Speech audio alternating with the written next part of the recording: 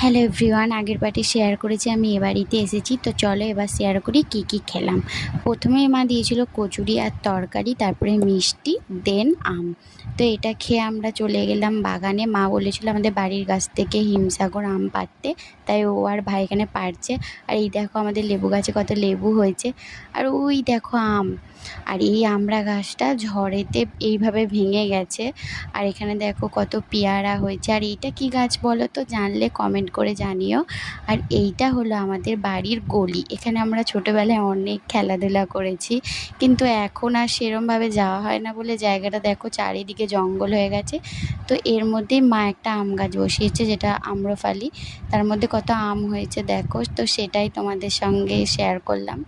ঘরে এসে মা দিল স্প্রাইট, আর দুপুরবেলা মা করেছিল বিরিয়ানি আর চিকেন কষা, যেটা খেতে খুব সুন্দর হয়েছিল। তারপরে মা দিল টক দই। That's it, tata.